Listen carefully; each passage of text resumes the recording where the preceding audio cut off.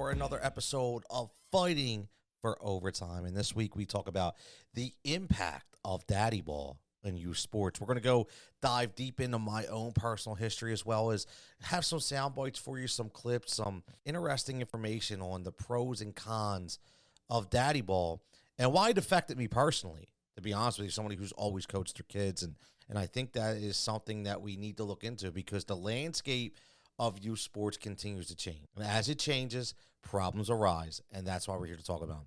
Again, I'm your host, Coach Tony. This is Fighting for Overtime. This is episode 3. If you haven't followed on Instagram yet, at Fighting for Overtime, that would be wonderful. If you've given a rating or subscribe, that would even be greater. It would help me immensely as we continue to build this community. Because remember, I always say, it may have happened to you. If you want to speak up, speak up. This is a no judgment zone. And as always, you are not alone. Now, the impact of daddy ball in youth sports, I found a few articles I thought that were pretty telltale. And I also have a soundbite from Jamaal Crawford, which is wonderful. It's about 2 minutes long. I'll play that shortly. And it kind of dives into him himself, NBA player as a dad coach, and how he had to change his mindset, because this isn't just what the parents think. It's also what you think on your own. And I have a couple instances where I completely butchered it, to be honest with you. And I'm surprised my kids are even talking to me today, because I was so incessant on not being that daddy ball coach. But there was one particular person that somehow, some way tried to paint me as Mr. Daddy Ball, which is great. We'll get into that earlier, or I should say later. Because I think it's pretty interesting. And people that are from the area who know me and know my circle probably know who I'm talking about. But she's famous for taking pictures and being everybody's friend. Well, she wasn't my friend, and I'll be glad to talk about it a little later. So the impact of daddy ball, the term daddy ball, go right into it, refers obviously to a situation where a parent, often the father, is a coach of a youth sports team. And honestly, when people think he favors his own child with more playing time, different positions, different roles on the team at the expense of the other talented or more deserving player. But the question I have, like I always do on this program, is looking at the positive and the negatives. I mean, why does it always have to be a negative? Because I think there's some very big positive factors when it comes to parent coaches as well. Now, I will say this, and this is no disrespect to any of my really good friends that are coaching in my township or in another township that they live in, but I animately feel you should not be allowed to coach in a high school athletics level if you're coaching already in the township that school is in. Let me give you an example why I feel this way. I feel this way because let's just paint a picture, and let's paint a picture of tryout, and let's paint a picture of, and this has nothing to do with daddy ball. This is a different instance, right? The different circumstance. So we'll just say me, right? Say me. I'm a coach for my township softball team, and I coach 14 girls. But I also am the coach of William Tennant High School, and I coach probably 7 of the same girls on that team. Well, we have to do tryouts, and we have to figure out who's going to be on JV, who's going to be on varsity. Well, I know 7 of the girls, but 7 of them I don't. So let's just think about this for a second. So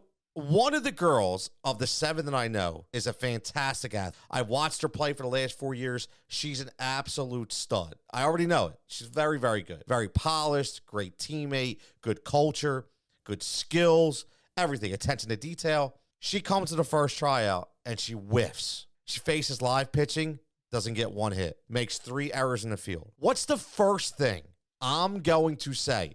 And again, I am not faulting anybody. This is not about saying it's laying fault on somebody for this thought, but indirectly, what is the first thing that I'm going to hear or say for that matter? I know her. She's just having a bad day. I've watched her play for years. She's fantastic. She's just having a bad day. Maybe her head's not right. She'll be fine. Now let's go to Exhibit B. Here comes Jenny from the block, right? Yeah, I'm a J-Lo person, right? So I had to tell Jenny from the block. But I'm sure if people are listening to this, especially my wife, is probably laughing right now when I say that. But I say it because Jenny from the block comes in and has the same tryout. Jenny from the block comes in and doesn't hit anything. She can't catch. She can't hit. She makes errors. Essentially has the same tryout as player A, who I've coached for 3 years. Do I say the same thing about Jenny from the block? Hell no.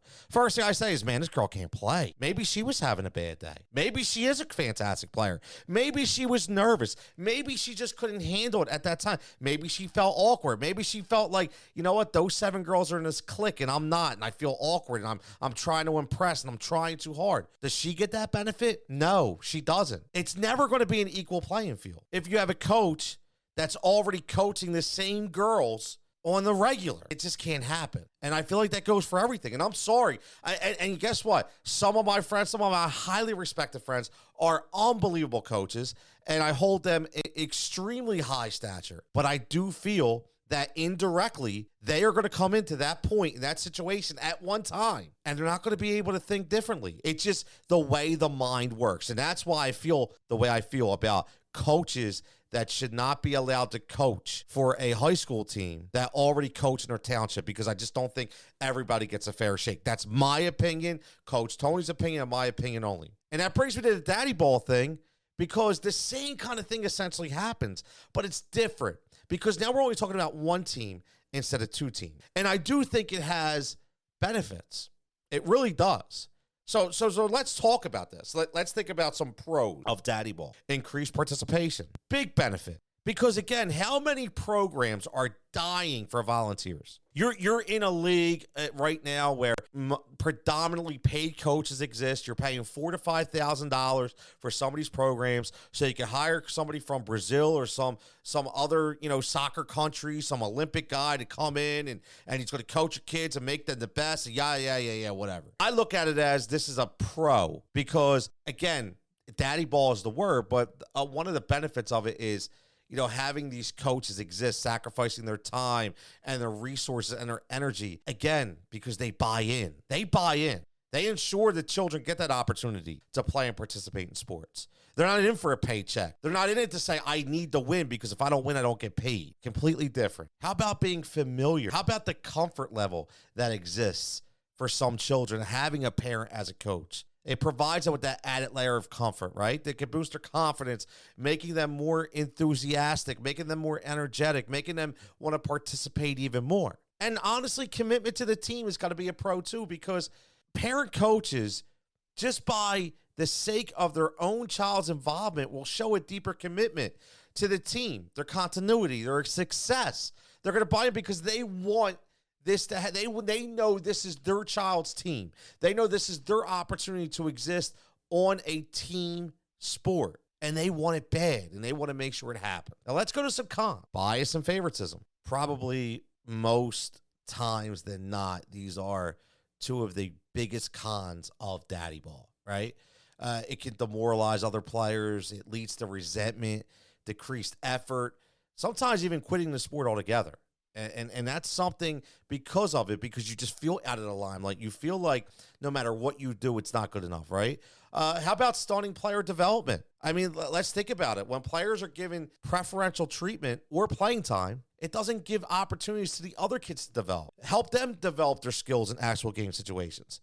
Conflict of interest. Parent coaches sometimes can find it challenging to separate their parental instincts from their coaching duties, leading to decisions that may not be in the best interest of the team. Now, that can work both ways, right? I mean, that could lead to you being even harder on your child, maybe stunning his growth because you're looking at him in a completely different limelight.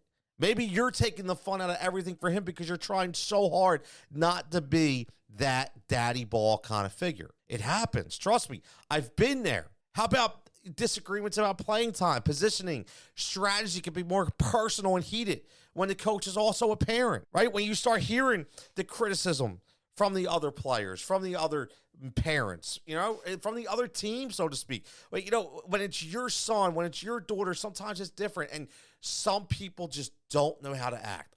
Listen, I do understand. Here's the thing. I'm not telling you 100% that I'm all pro or I'm giving you both sides. I'm giving you both sides because I want you to judge. I want to hear your story. I want to hear what you think the impact on the sport is. Some of the questions that have arisen from the daddy ball argument is, what about is there a potential for the quality of the game to decline? Think about it, right? If talented players are consistently sidelined in favor of the lesser skilled players, obviously due to favoritism, quality of the play will suffer dramatically. It's common sense. How about negative reputation? This is big because when you think about it, persistent issues with daddy ball can give a sport or a league a bad rep. People don't want to play in that league. They don't want to come to that league. It discourages new participants and even sponsors for self-funded programs. And again, that is a huge impact. Huge impact.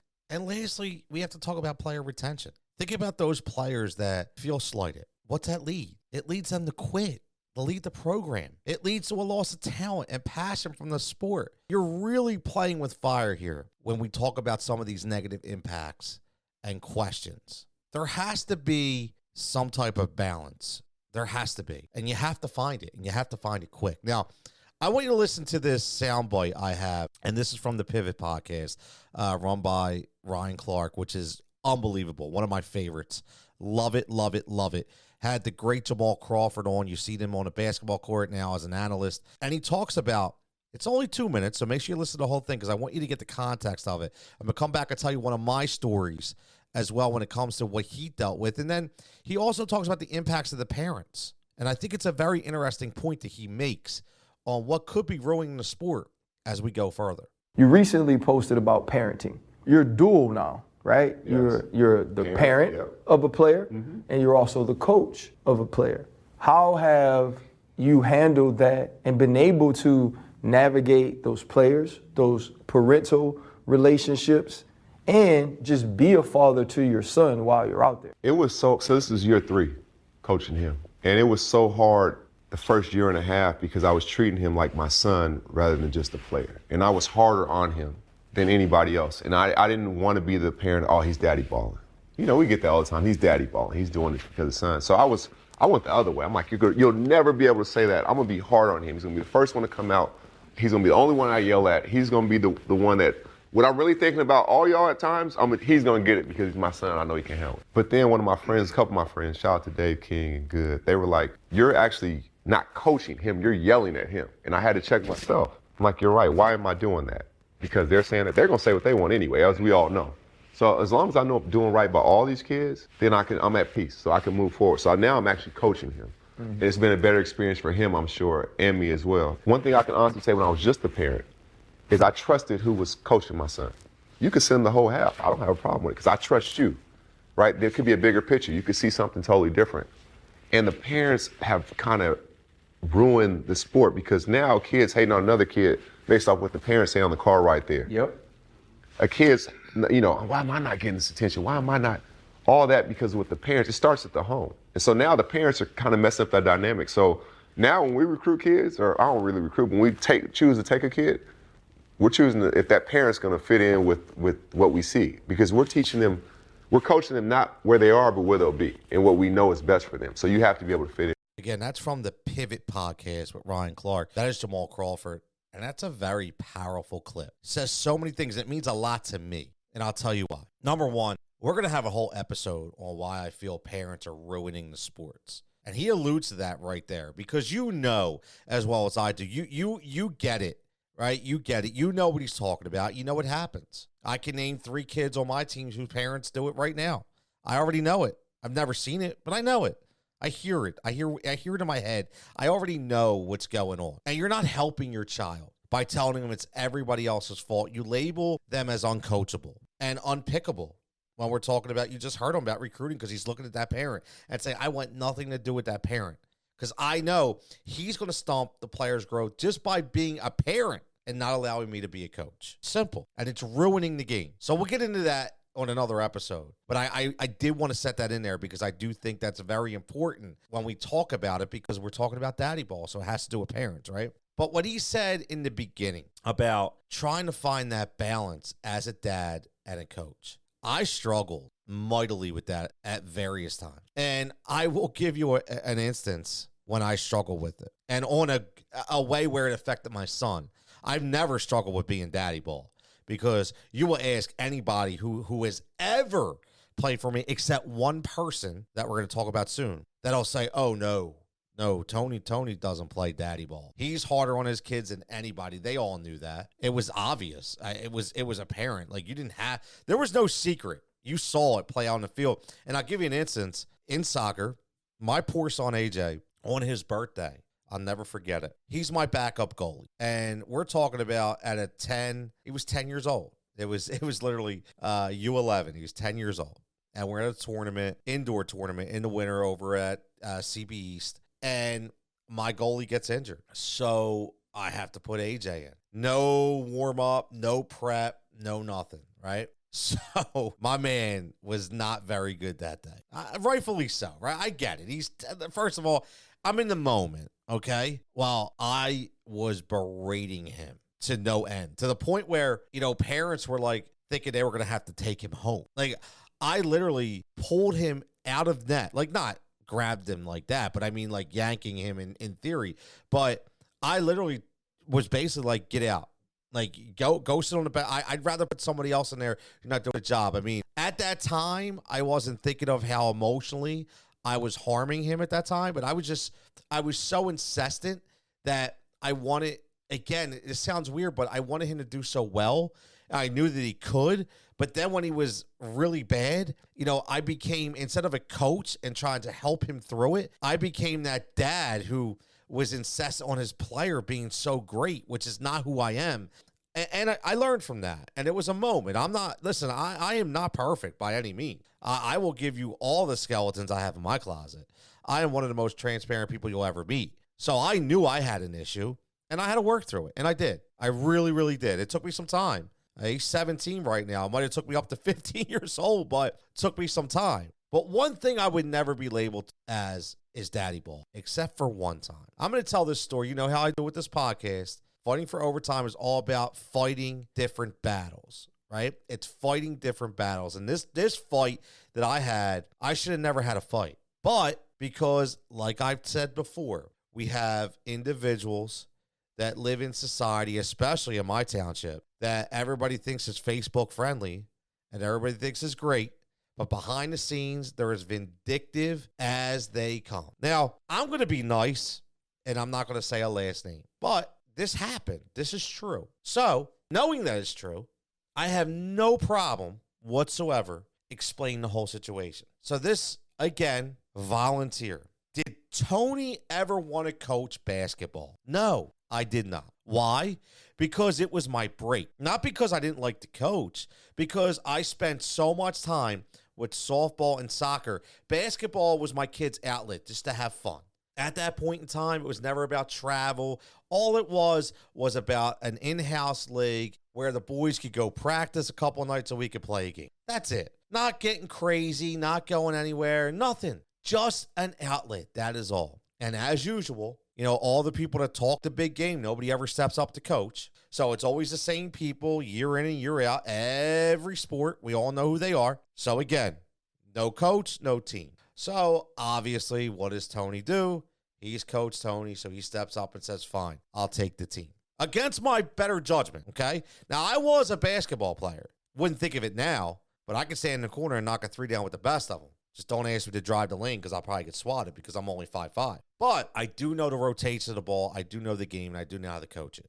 I just wanted a break. Simple. Just wanted a break. So I wound up coaching. Again, the whole thing is a cluster, you know what. Nobody knows who's on a team. People already bitching in the beginning. Oh, my son needs to be on this team. He wants to be with this friend. He needs this ride. He doesn't like this player. I don't like that mom. I don't like that. Oh, my God. Like, can we just play a friggin' basketball game? But no, it's all got to be a soap opera, right? Everything's got to be a soap opera. So I go in and I coach the team. Not once was I offered any help, nothing. But I was offered by a specific woman who offered up her husband's services, who never obliged anyway. But I guess that was just a way, and now I see, to get in better graces just to have her kid on a different level. I'll be honest with you. I coach very differently. I don't care if you're LeBron James. I don't care if you're Kobe Bryant. If you're an asshole, if you don't have a commitment, if you don't show up, don't care. I will cater to the kids who do. So if I'm having practices and kids are showing up, and out of 11 kids, I got 4 kids. Yeah, that's how sad this was.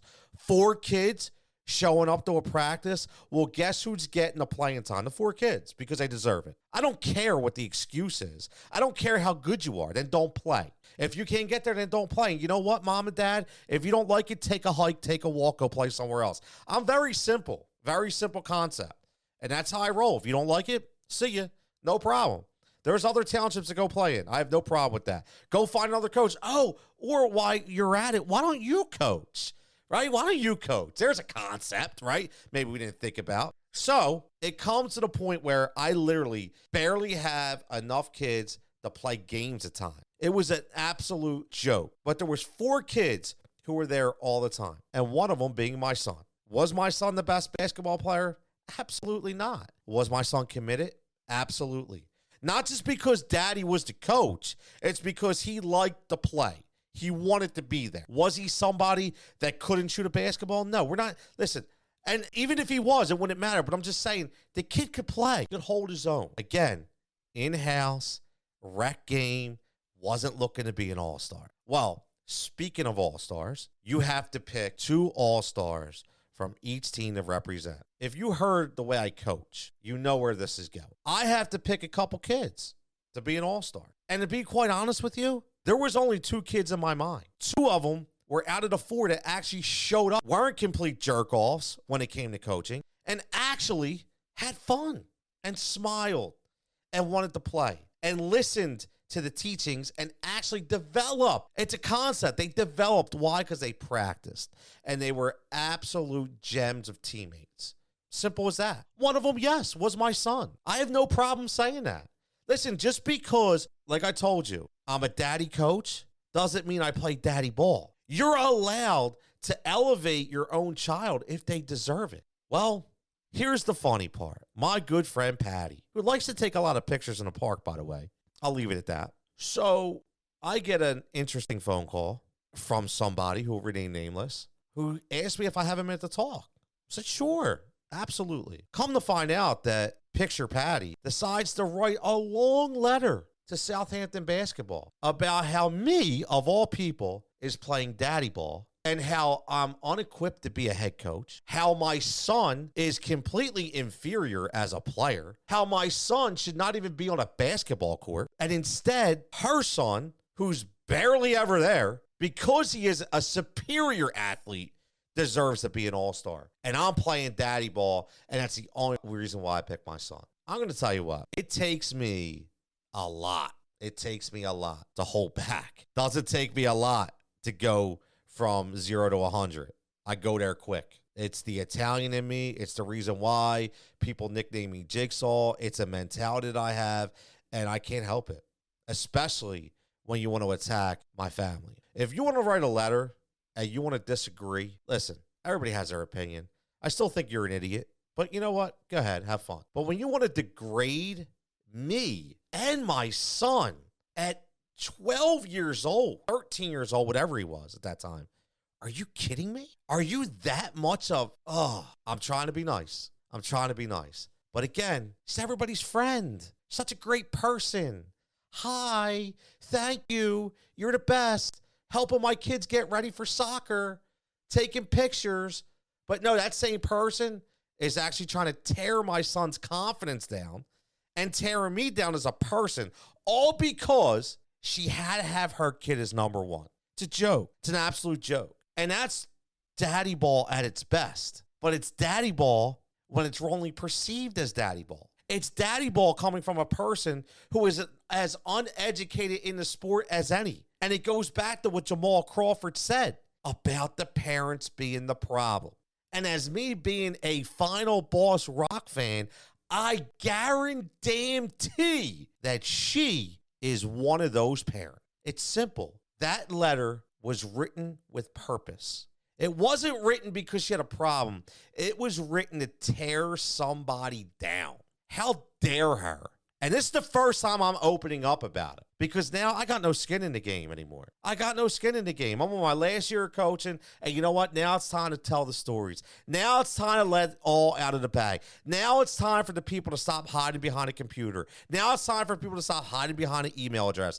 Now, listen, you got something to say, you need to say it because I'm not being Mr. Nice Guy anymore. Now I can actually stick up the way I want to stick up for my children. Because at that time, what this person failed to realize is my son was already having his confidence destroyed in school sports because of the asshole athletics when it comes to Klinger Middle School and William Tennant High School. So I was already working him up back from the basement, and now she had the audacity to try to tear him down once again. What does she think, that I was not going to find out? Did she think that I was not going to know? Did she think she keeps smiling around the township that everybody thinks she's this great person? I'm sorry, I don't think she is. I don't. Because when you attack me and you attack my family, I got a problem. And here's what I will say. Here's the funny part. It's so funny that I say this all the time, and we're going to end this very shortly because I'm already getting over the top right now because it's fuming back the emotions of that time. And that's what's going to happen with these episodes. I'm telling you right now, because it's going to bring me back in time. It is. And if anybody has ever told stories like this, they know, whether it's from, whether you cry, whether you get heated, whether you laugh, it doesn't matter. All kinds of emotions are come out because obviously you hear how passionate I am.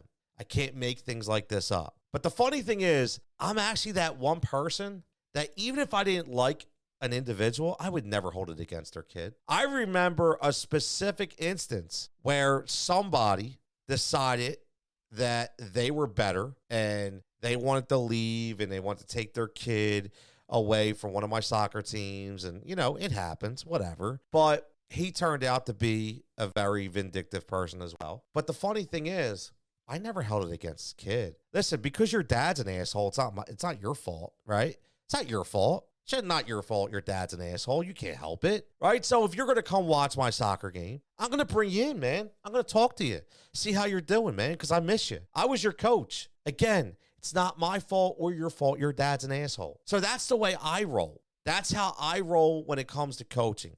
That's how I feel when it comes to all this. And it's the only way I know how to respond. But bringing it back to the beginning of Daddy Ball, just remember, there are positives and negatives for the subject. How many times have you gone to a program that was in desperate need of a coach? How many times did you go to a program and you looked at a coach and be like, what is this guy even doing out there?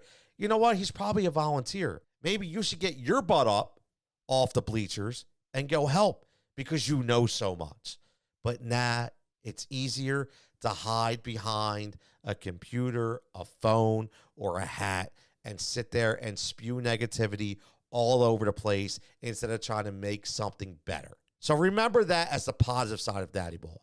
But again, I agree that there's also the negative side as well. Tell me if I'm wrong, but I feel like as the sport goes on now, all sports in general, that I feel like Daddy Ball has decreased a little more than it has in the past. So I think it's not running rampant as it used to be. I mean, let's face it, there's a lot of programs that are non-existent anymore because they couldn't get the coaches or because everybody's forced to play travel. So there's not a lot of Daddy Ball situations, but I do still know that there could be. And if you're in that situation, how do you react? If you've had a situation where you've been labeled as a daddy baller, I want to know. If you have a situation where you labeled somebody else as a daddy baller and you had premise in order to do so, I want to hear about it. How did you handle it? Again, because it's about telling the stories that other people may run into at a later date. This can help them cope, feel comfortable, understand. And again, like I said, I have no more skin in this game anymore. I have so many situations and so many stories that I'm going to tell because you know what I'm tired of is I'm tired of seeing people get accolades for somebody that they're not. And the only reason why they're getting it is because people live on social media and they feel like Facebook is the end-all be-all. And I say that wholeheartedly, that there's always a story behind the profile. Just remember that. There's always a story behind the profile. And it's not to be vindictive. It's not to be blatant. It's just to tell my raw emotions and my stories and then make people understand that if you encounter these individuals, you may have not encountered this same issue, but just be prepared that it could happen to you as well. So again, fighting for overtime. Coach Tony here. Again, Daddy Ball. the impact on youth sports. Have you felt it? Do you remember it? Do you witness it? Have you witnessed it? I want to know. Again, make sure you like, make sure you subscribe, make sure you give us a rating. And anywhere you get your podcast, it's very simple to just hit follow, give it a quick rating, maybe hit a 5-star. And jokingly, like I said, maybe a 1-star because you think I suck. It's all good. Not a problem because I know I'm better. But anyway, as always, thank you for the support. Fighting for Overtime. Stay tuned for the next episode where it could get very, very dicey.